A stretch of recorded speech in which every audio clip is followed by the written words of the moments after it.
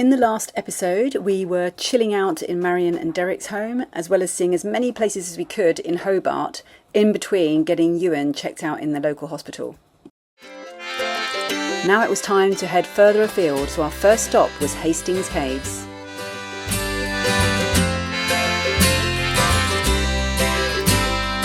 You and me, we're family. The bond that we share is as deep as the sea. No matter how rough things may come to be, you and me, we're family. Sing home. As we drove along the Huon River, we couldn't help but stop at an interesting looking project called the Living Boat Trust. As it turns out, they were still building and repairing traditional wooden boats and encouraging people to go adventuring with sail and oars. This was a stunning area, and this was just the kind of thing you expect to find in this kind of place.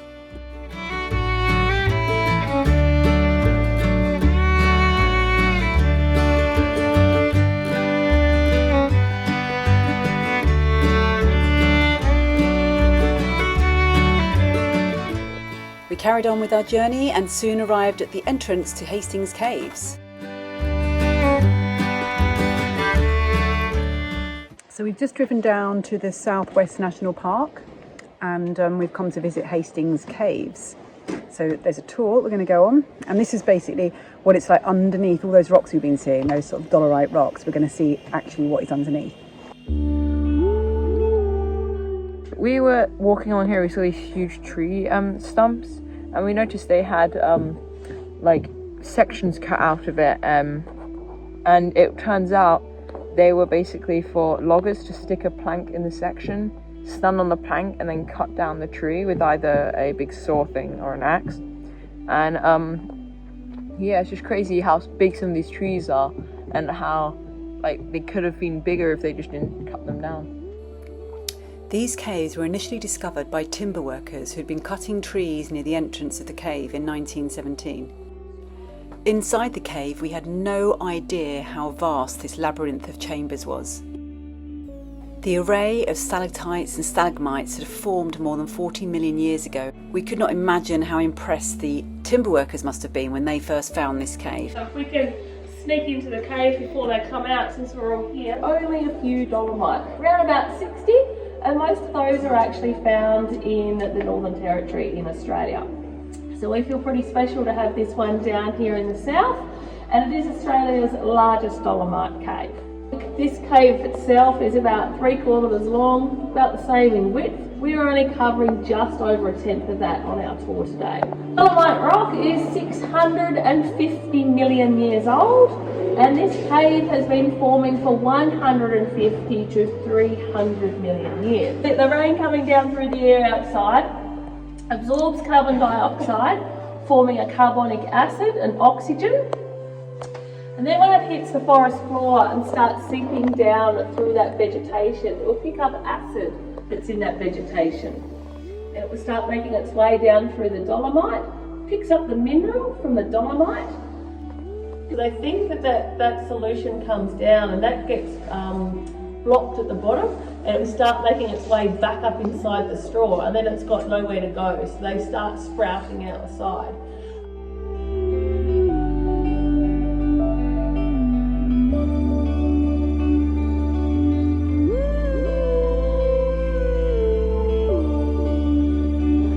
Fantastic. Did you like the cave? I did, except the moment that Darry said, "Dad, don't move, you've got a spider on your back," and I wasn't sure whether he was kidding or not, but they've got big spiders in there that eat the crickets.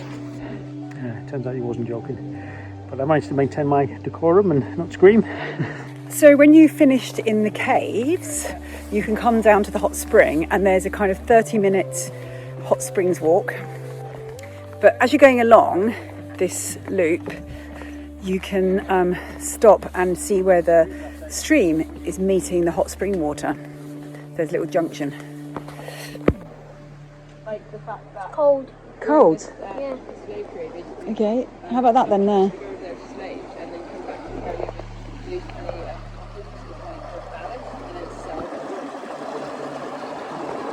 See what it feels like. Cold.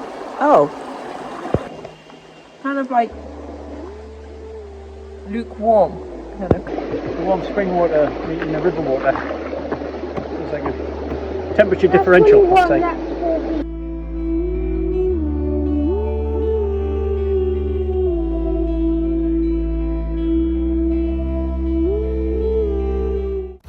the next morning we got up bright and early to say goodbye to a few furry friends who had come into the garden, and then headed off on a drive up to Tribuna, where we were going to catch the ferry to Maria Island, or Maria Island as I believe that Tasmanians say.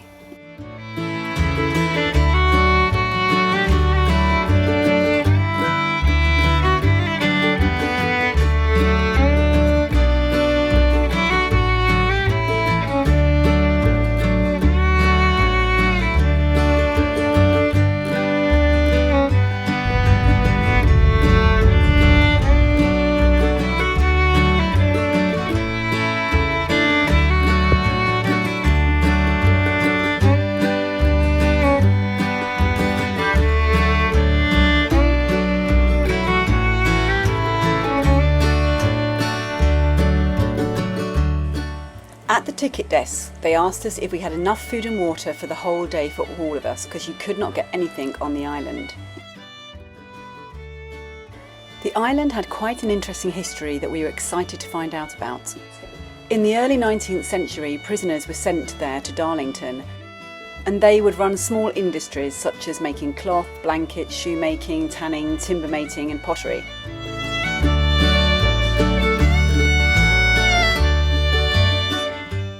However, this settlement eventually closed after many complaints about the discipline there and the many attempts for prisoners to escape. The second convict era started from around 1840. More prisoners were sent there and involved in more agricultural work, but this also ended. The permanent buildings that were erected to house all these people can still be seen today, and you can actually stay in some of them.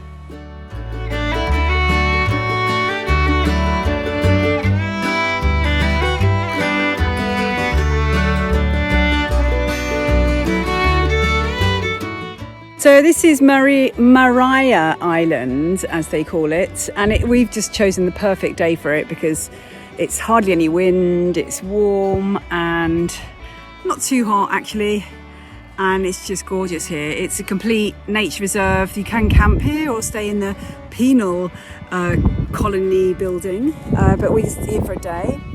And so far we've done the circuit, the reservoir circuit. This was a reservoir that was built by the prisoners that were here. So this is a house where Smith O'Brien, who is a political prisoner, was kept. But he wasn't really confined like the other prisoners. There's a whole story about him and how he actually lived quite well here, really, apart from the fact that he was isolated.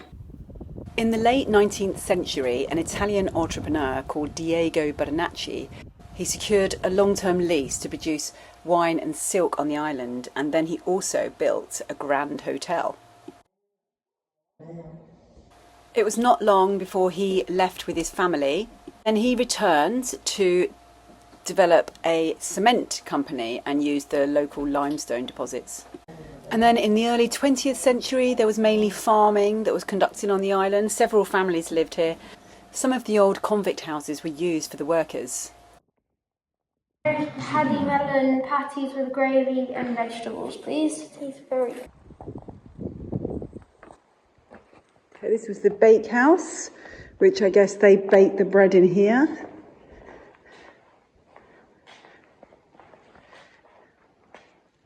And a big fireplace, but there's also a clothing store here. Oh, this is the clothing store. If you like following our story, please hit the super thanks and help towards the creation of these videos. And if you'd like to have more access, we would love it if you join our Patreon family, where you get ad-free videos, cockpit sessions, downloads, guides, and you can message us directly. And then finally, when the Tasmanian government purchased the properties back and turned the island into a national park in 1971.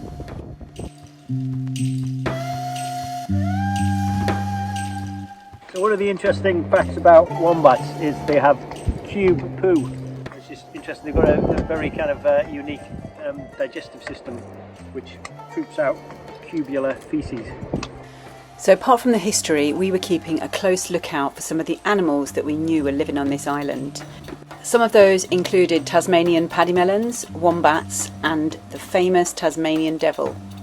So I don't know whether we've made it obvious, but we've been looking for wombats all day. We've seen lots of pademelons and we've seen lots of, I think, Forester kangaroos, but we hadn't seen a wombat, and there they were, just one on its own, just munching away in the soil.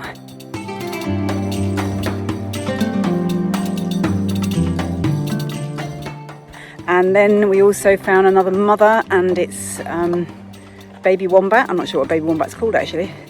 And they were having a nice munch and were completely not bothered about us just being there. We keeping our distance, as we've been told, at least 2 meters, and they're just carrying on munching away in and sort of digging away in the ground. So yeah, that was very exciting and makes these kind of things really worth it when you see something like that. What do you think of the wombats, Ewan? That's so cute.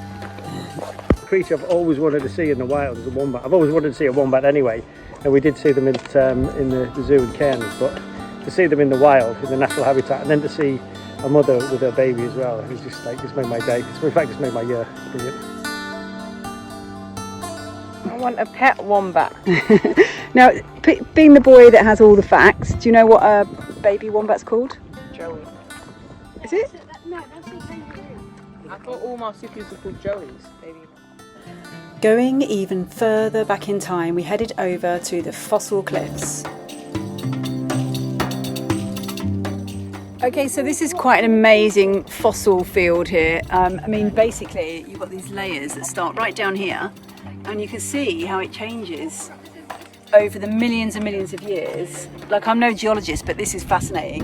And, you know, the higher up you go, and then even beyond, like, you've got the cliff up there, which is changed again. So, digging deep, this is hundreds and hundreds of millions of years. So, literally, you can just touch like these shells down here, and you know that these were shells and sea animals that lived in the shells like hundreds of millions of years ago. It's really quite fascinating.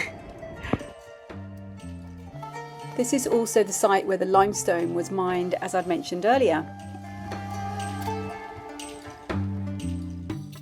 Okay, next on the route and our exploration of Maria Island is the Painted Cliffs. We're not sure we get to see much of them because the low tide is at 5, but we're going to see anyway if we can see a little bit.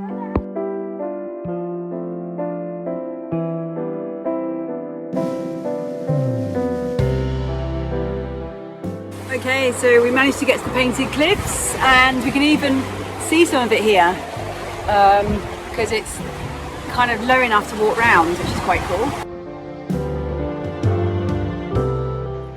The amazing patterns got us wondering how it all happened. We found out that the mineral iron was washed down from the hills and then interacted with the stone, and these amazing colours and patterns were created. The amazing shapes really come from the waves that are crashing and eroding away some of these cliffs, so it's kind of like art is being created all the time.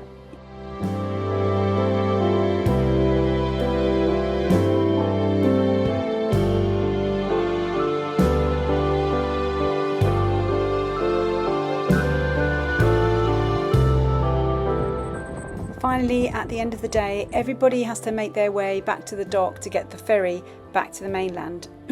If you miss the ferry, then you have to stay on the island with all the wombats and maybe one of the old prison cells.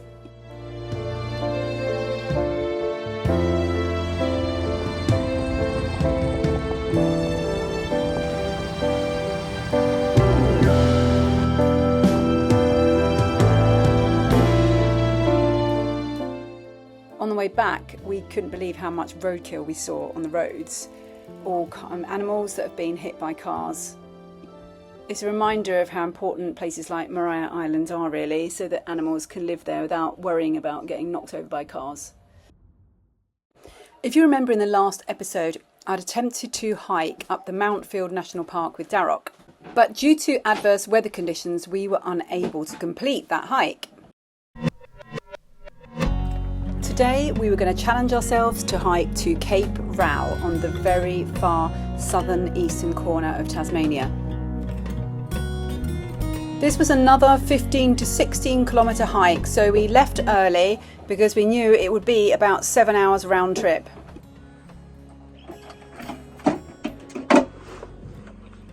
Cape Raoul today.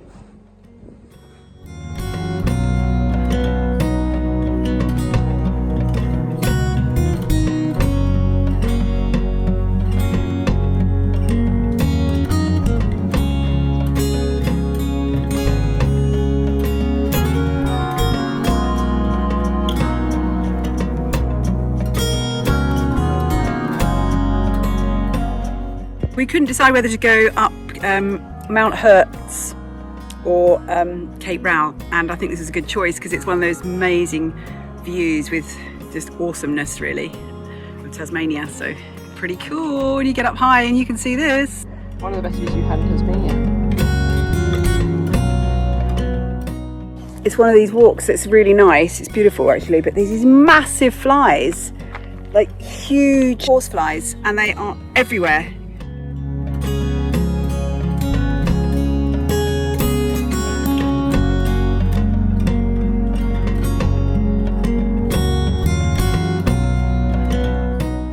How many different types of ants did you just see? So in this area alone, I've seen carpenter ants, bull ants, I think a few furnace ants and meat ants.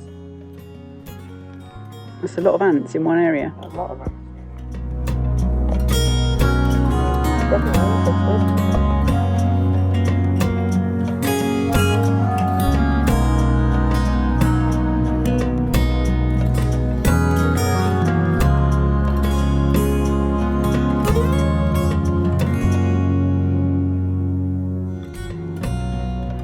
Where are we going? So that mountain, we've got to get to the other side of that and a bit further. How are you doing? How's your legs? A bit tired and hot, but we're gonna do it. Yeah. See where we walked all the way down there. Okay, so we completed it in 2 hours coming back. So yeah, we did it quite fast coming back. But that's the Cape Raoul, and definitely worth it to see those Dolerite rock formations. It's pretty amazing, and lots of ants on the way to keep Darren happy too. How are your legs doing? Yeah, I mean, considering we did a huge walk yesterday as well, well not huge, we walked yesterday, I think my legs are ready to give out. I'll just wait till I get to the car. Every walk we've gone on has been just slightly different. So here, again, there was the thick deep eucalyptus forest, but then you get these amazing views of those Dolerite columns. But I think that's the thing about Tasmania, everything is beautiful, really beautiful, but I think everything is so very different. Everywhere you go there's a completely different type of terrain. It feels like that anyway.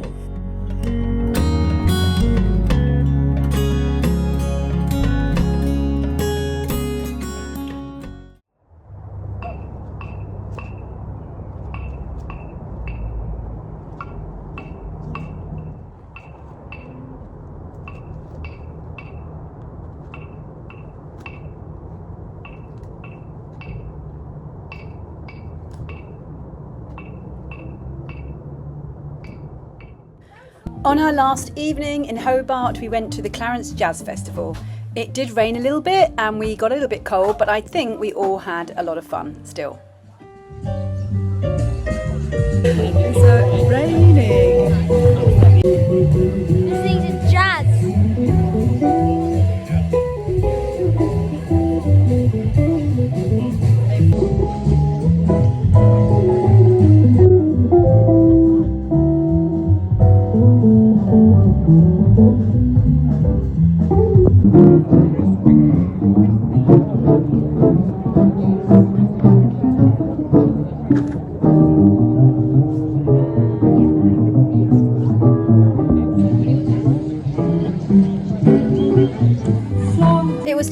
It was time for us to say goodbye to Marion and Derek's amazing home. We felt so fully relaxed, charged up, and so excited that we got to see so much of Tasmania. So thank you.